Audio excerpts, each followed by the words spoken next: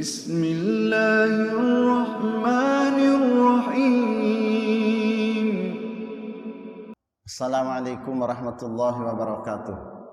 Bapak Ibu hadirin yang dimuliakan Allah Subhanahu wa taala, tatkala Nabi memulai khutbahnya, di antara yang beliau sampaikan adalah fa inna asdaqal hadithi kitabullah. Sejujur-jujur ucapan itu adalah kitabullah.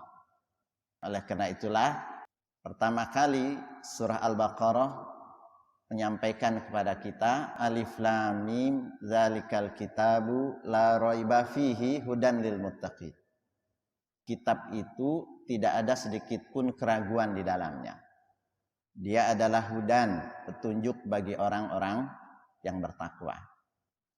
Sehingga orang-orang yang betul bertakwalah yang mampu menjadikan Quran itu sebagai hidayahnya. Orang-orang yang muttaqinlah yang kemudian meyakini bahwa Quran itu la raiba fihi. Tidak ada sedikit pun keraguan di dalamnya. Nah, oleh karena itulah tatkala menceritakan bangsa Bani Israel, tatkala menceritakan orang-orang Yahudi, maka seperti apa Quran menceritakan mereka? Saya ingin menyampaikan firman Allah Subhanahu wa taala dari surah Al-Maidah ayat 78, di mana Allah Subhanahu wa taala menyatakan a'udzubillahi minasyaitonirrajim, lu'inal ladzina kafaru min bani Israila ala lisani Dawud wa Isa bin Maryam dzalika bima asaw wa kanu ya'tadun kanu la yatanahawna 'an munkarin fa'aluh labi'sa ma kanu yaf'alun. Telah dilaknat orang-orang kafir dari Bani Israel lewat lisan Daud dan Isa putra Maryam. Yang demikian itu disebabkan mereka durhaka dan selalu melampaui batas. Mereka satu sama lain tidak melarang tindakan mungkar yang mereka perbuat. Sesungguhnya amat buruklah apa yang selalu mereka perbuat itu.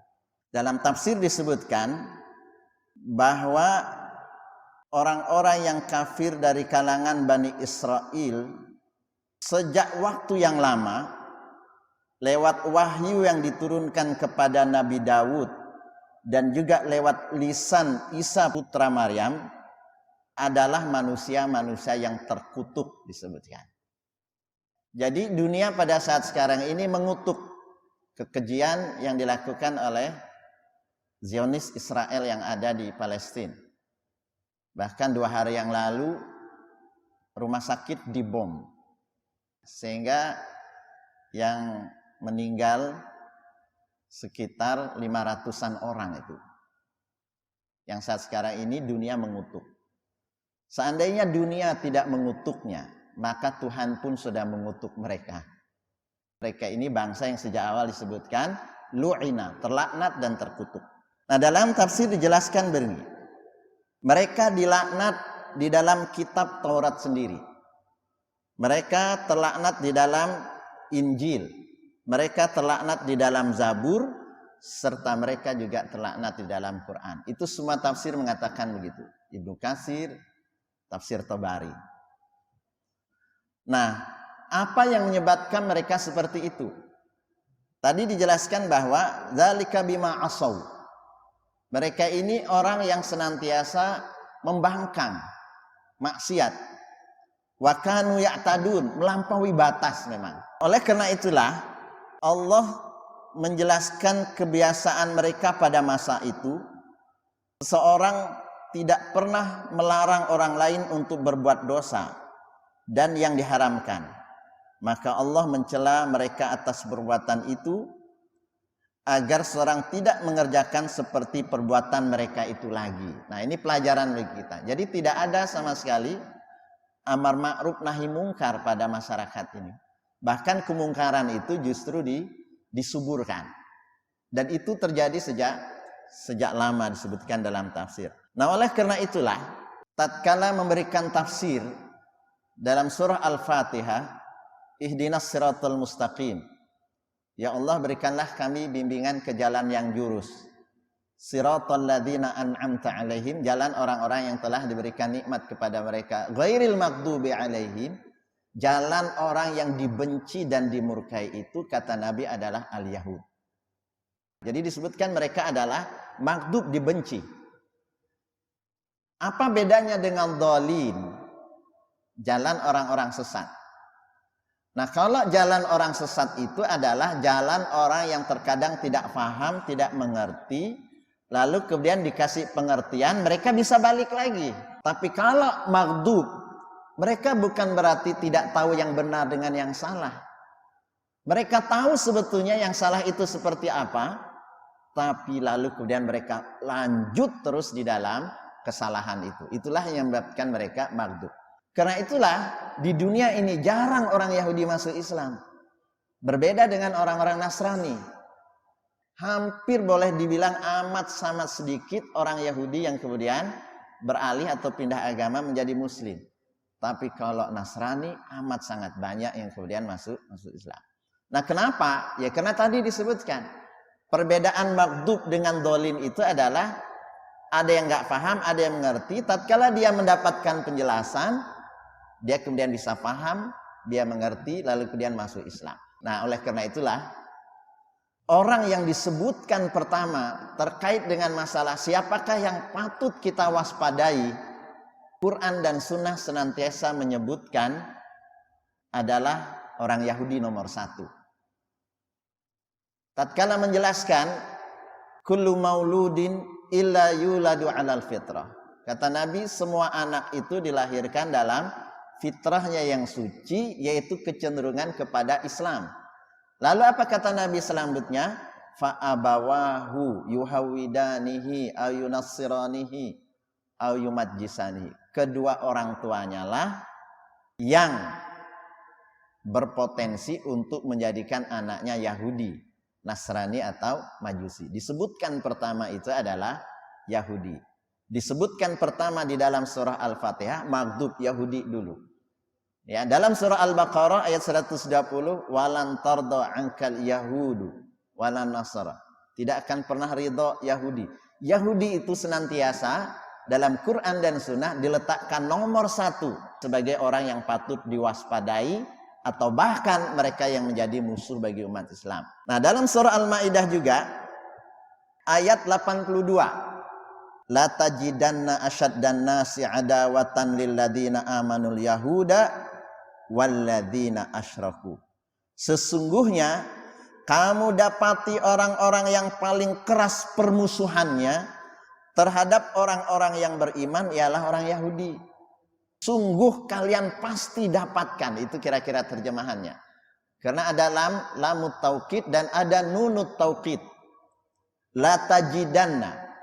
Kalau hanya sekedar kamu dapati, bahasa Arabnya tajidu. Tapi ini dikasih 2 penekanan. La tajidanna.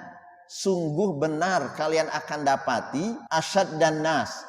Orang yang paling keras adawah. Permusuhannya lilladzina amanu. Kepada orang-orang yang beriman adalah al-yahuda walladzina asyraku. Yaitu orang Yahudi dan orang-orang musyrik. Nah, di dalam tafsir disebutkan. Yang demikian itu tidak lain karena kekafiran orang-orang Yahudi tersebut termasuk kekafiran yang amat sangat parah. Sombong, menolak kebenaran, tidak pernah menghargai orang lain, menghinakan orang-orang yang berilmu. Mereka ini sudah mengebom rumah sakit. Sudah jelas.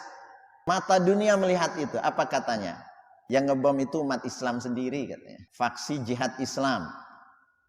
Jadi membolak-balikan fakta mereka ini.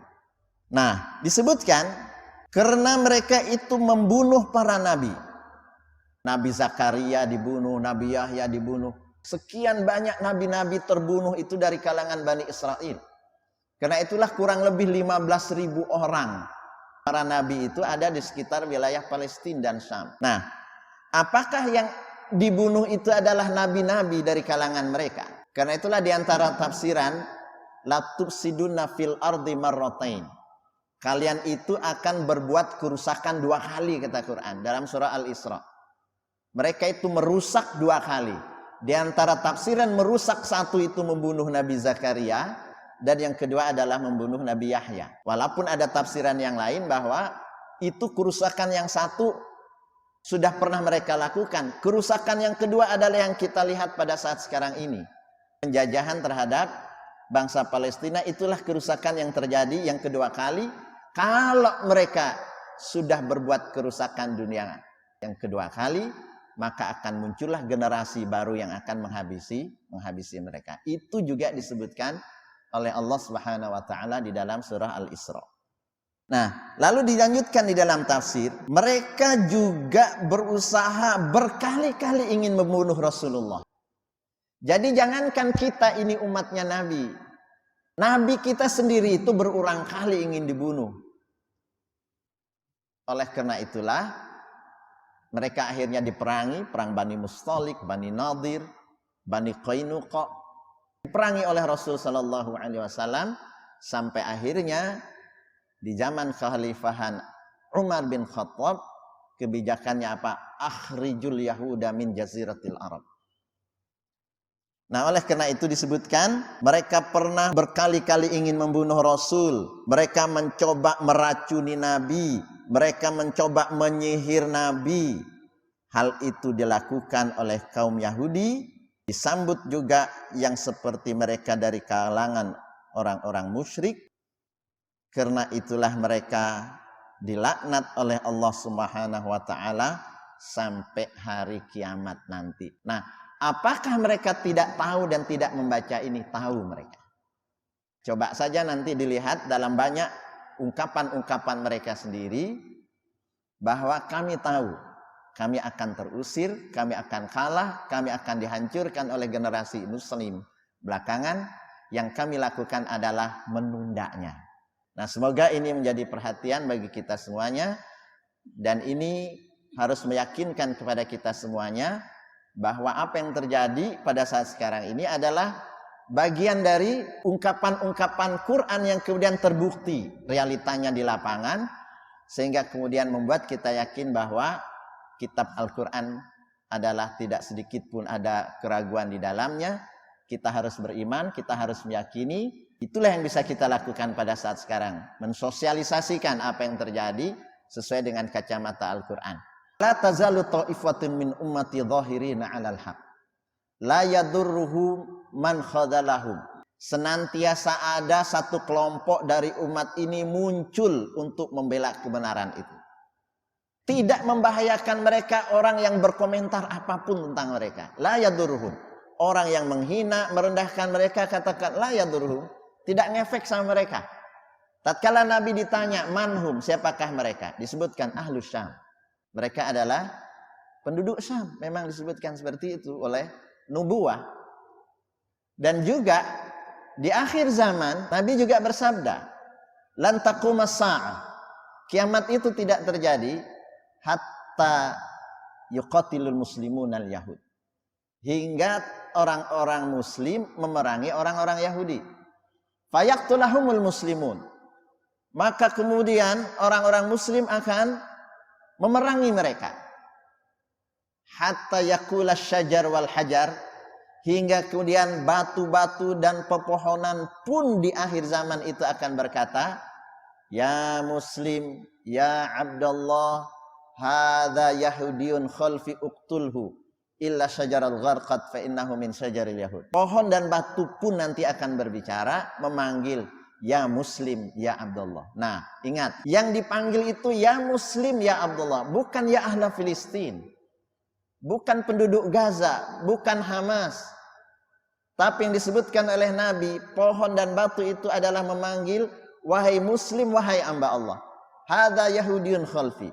Ini ada Yahudi bersembunyi di belakang, uqtulhu. Bunuhlah mereka. Illa syajaral gharqat fa innahu min syajaril yahud.